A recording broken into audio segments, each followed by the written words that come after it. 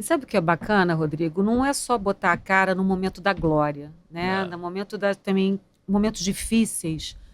O clube ter um dirigente para estar à frente e lidar com essa crise é muito importante. Ter uma imagem de uma pessoa forte que está ali, que tem que lidar tanto com as conquistas, isso. com os campeonatos, com as glórias do clube e também nos momentos mais trágicos e tristes.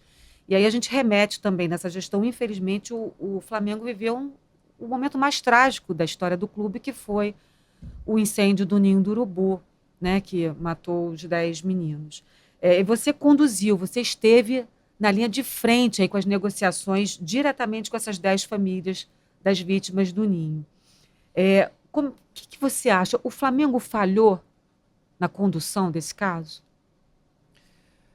Bom, primeira parte da sua pergunta e dos seus comentários, eu acho que o advogado ele tem que defender o seu cliente e doa quem doer.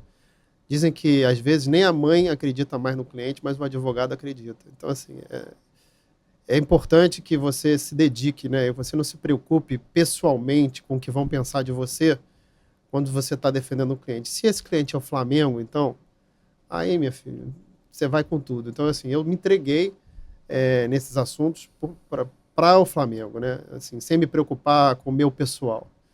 E é lógico que eu tive que me expor, né? E foi difícil. Não só porque foi emocionante, essas pessoas são 20 pais que perderam 10 filhos. E aí, quando você me pergunta se o Flamengo falhou, eu acho que o Flamengo sempre poderia melhorar alguma coisa, mas na linha geral, eu não vejo que o Flamengo tenha falhado, não. O que eu vejo é que é uma relação muito difícil. 20 pais perderam 10 filhos. Como é que alguém pode sair bem representando a empresa que foi responsável por isso, né? Como é que alguém pode sair bem disso? Não pode sair bem disso. Então, assim, vai ter crítica, vai ter reclamação, mas no final geral, a nossa relação é boa com essas famílias. A minha, especialmente, acho que eu tive mais contato, algumas eu tive menos. Mas, assim, no geral, a relação é boa. Só que não é uma linha reta, né?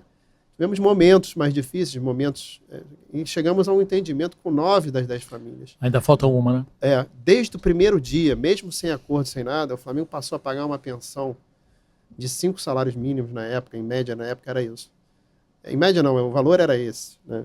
Assim, porque eu acho que o salário mínimo era próximo era 5 mil, que eu acho que eram 5 salários mínimos na época.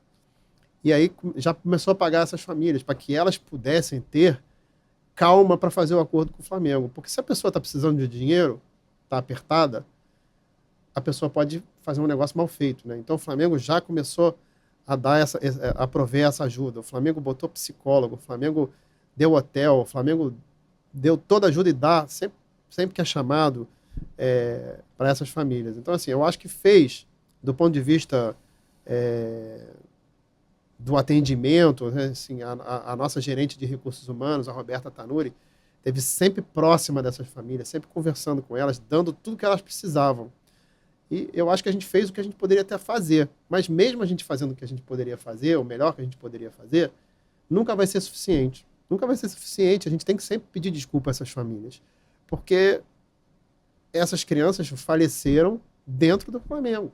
Portanto, já começa difícil a relação. Então, assim, eu acho que fez parte, mas eu acho que existe uma compreensão hoje de que foi um processo de crescimento e a gente conseguiu chegar a um denominador comum onde, dentro do possível, porque faleceram 10 crianças, filho de 20 pessoas, a gente pelo menos conseguiu se entender e hoje eu tenho uma relação adequada, cordial É porque, na verdade, com né, essas pessoas. Rodrigo, vida não tem preço, né? Não tem preço. Não tem. Não tem como repor isso, né? Mas as condições insalubres são do CT, foram da gestão anterior, né?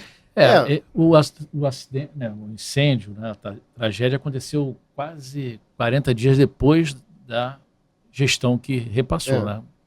36 dias. Conta um pouquinho desse bastidor. Bom, o que eu tenho para dizer, assim, a gente assumiu a gestão e a gente nem sabia que tinha criança alojada no CT. E aí veio o incêndio, a gente tomou conhecimento. Hoje, olhando o processo, existe um processo criminal que apura a responsabilidade. A gente sabe que tinha um CT, que aquele lugar, o Ministério Público da Infância e da Juventude considerou inapropriado para as crianças ficarem. Foi feito um processo judicial, o Flamengo se defendeu nesse processo, foi feita uma oferta de TAC, né, termo de ajustamento de conduta, onde foi dito que o Flamengo teria que fazer todo o licenciamento daquilo ali, prover mais segurança no geral. Mais segurança no geral. E isso foi recusado, dizendo que, sob o pretexto de que já estaria sendo legalizado. E o que se viu quando a gente chegou lá é que não estava legalizado. Então é por isso que existe um processo criminal que está apurando responsabilidades da gestão anterior, e não dessa, porque foi a gestão anterior que teria dito, que disse, né, que estava legalizando a parte de incêndio e não legalizou.